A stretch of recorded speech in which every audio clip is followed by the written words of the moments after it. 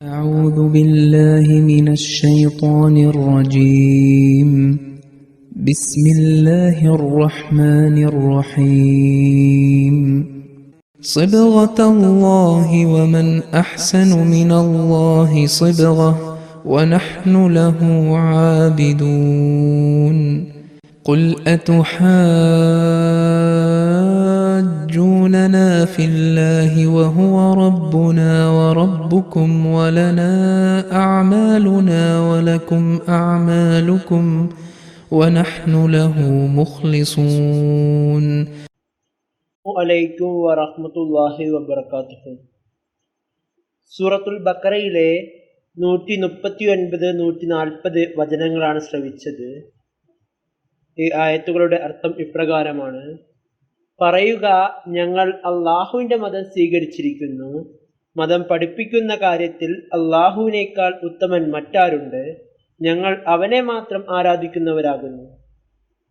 പറയുക, അള്ളാഹു ഞങ്ങളുടെയും നിങ്ങളുടെയും നാഥനായിരിക്കെ നിങ്ങൾ അവനെ പറ്റി ഞങ്ങളോട് തർക്കിക്കുകയാണോ? ഞങ്ങൾക്ക് ഞങ്ങളുടെ കർമ്മങ്ങളുണ്ട്, നിങ്ങൾക്ക് നിങ്ങളുടെ കർമ്മങ്ങളും. ഞങ്ങൾ അവന് തന്നെ ആത്മാർപ്പണം ചെയ്യുന്നവരാകുന്നു. ഈ ആയത്തുകളെ വിശദീകരിച്ചുകൊണ്ട് സയ്യിദുന ഹദ്റത്ത് മിർസ ബഷീറുദ്ദീൻ മഹ്മൂദ് അഹ്മദ് റളിയല്ലാഹു അൻഹു തഫ്സീറെ കബീറിൽ പറയുന്നു: വമൻ അഹ്സനു മിനല്ലാഹി സിബ്അതൻ, അള്ളാഹുവിനേക്കാൾ മികച്ചതും മനോഹരവുമായ ഒരു നിറം നിങ്ങൾക്ക് നൽകാൻ മറ്റാർക്കാണ് കഴിയുക?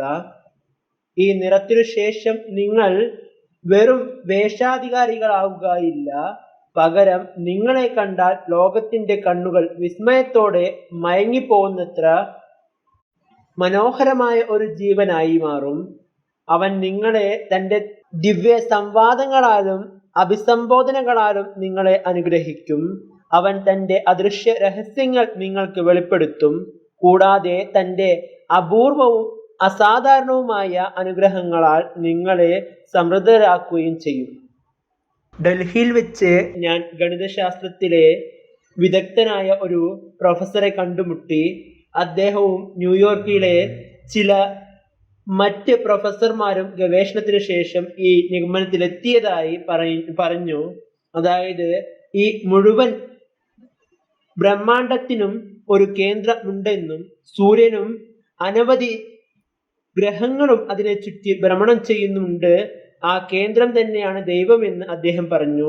ഞാൻ മറുപടി പറഞ്ഞു, ബ്രഹ്മാണ്ടത്തിന് ഒരു കേന്ദ്രമുണ്ടെന്ന കാര്യത്തിൽ എനിക്ക് എതിർപ്പില്ല, ഖുർആനും അത് സമ്മതിക്കുന്നു. എന്നാൽ ആ കേന്ദ്രം ദൈവമാണെന്ന് പറയുന്നത് ശരിയല്ല. കാരണം ദൈവം മനുഷ്യരോട് സംസാരിക്കുകയും ഇൽഹാമുകൾ ഇറക്കി കൊടുക്കുകയും ചെയ്യുന്നു. എനിക്ക് ലഭിച്ച ഇൽഹാമുകൾ കാലക്രമേണ യാഥാർത്ഥ്യമായിട്ടുണ്ട്. ലോകമഹായുദ്ധ സമയത്ത് അമേരിക്ക ഇംഗ്ലണ്ടിന് സഹായകമായി 2800 വിമാനങ്ങൾ അയക്കും എന്ന ദർശനം എനിക്ക് മുൻകൂട്ടി ലഭിച്ചതും പിന്നീട് അത് അക്ഷരാർത്ഥത്തിൽ സംഭവിച്ചതും ഞാൻ ഉദാഹരണമായി പറഞ്ഞു. അത്തരം അറിവ് നൽകാൻ ആ കേന്ദ്ര ബിന്ദുവിന് കഴിയില്ലെന്ന് അവർ സമ്മതിച്ചു. ആ കേന്ദ്രം ദൈവമാകില്ലെന്ന് ഞാൻ വ്യക്തമാക്കി.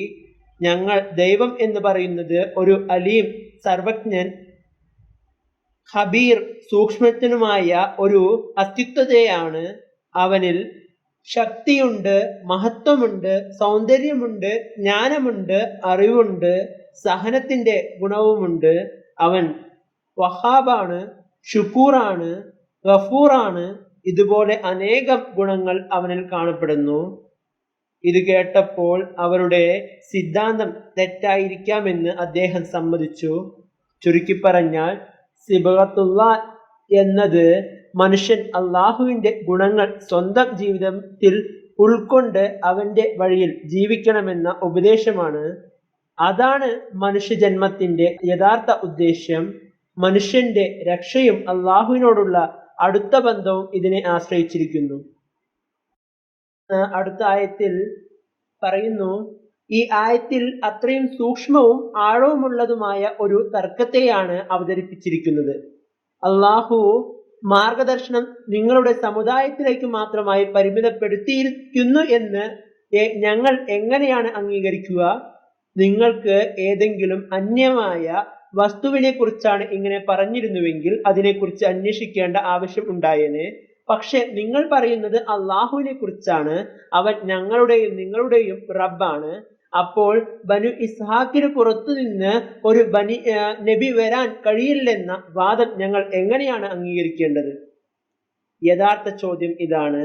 നബിയെ അയക്കുന്നത് ആരാണ്? അള്ളാഹുവാണ് നബി അയക്കുന്നതെങ്കിൽ ശരിയായ മനുഷ്യ സ്വഭാവം പോലും അംഗീകരിക്കാൻ തയ്യാറാവാത്ത ഇത്തരത്തിലുള്ള വാദങ്ങൾ നിങ്ങൾ എന്തുകൊണ്ടാണ് ഉന്നയിക്കുന്നത്?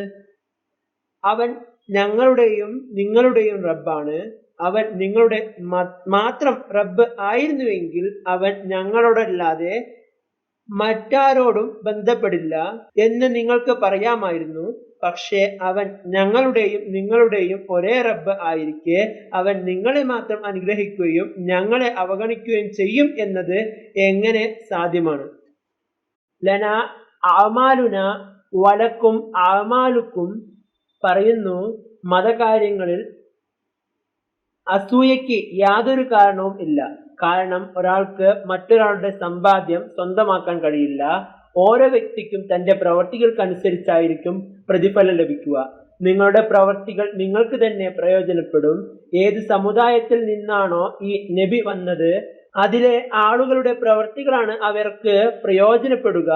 ഒരാൾ എത്ര പരിശ്രമിക്കുന്നുവോ അത്രത്തോളം തന്നെയായിരിക്കും അവർ പ്രതിഫലം കരസ്ഥമാക്കുക. യാതൊരു പ്രത്യേക ഇളവും ഉണ്ടായിരിക്കുകയില്ല. വനഹ്നു ലഹു മുഖ്ലിസൂൻ, ഞങ്ങൾ അവന് തന്നെ ആത്മാർപ്പണം ചെയ്യുന്നവരാകുന്നു.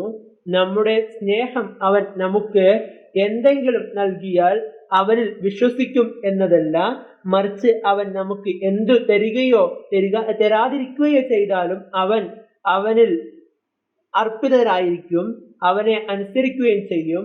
അവനല്ലാതെ നമുക്ക് മറ്റൊന്നിനെയും ആവശ്യമില്ല. ബാക്കി ഇൻഷാ അല്ലാഹ് അടുത്ത ദർസിൽ. ജസാക്കുമുല്ലാഹ് വ ആഖിറു ദഅവാന അൽഹംദുലില്ലാഹി റബ്ബിൽ ആലമീൻ.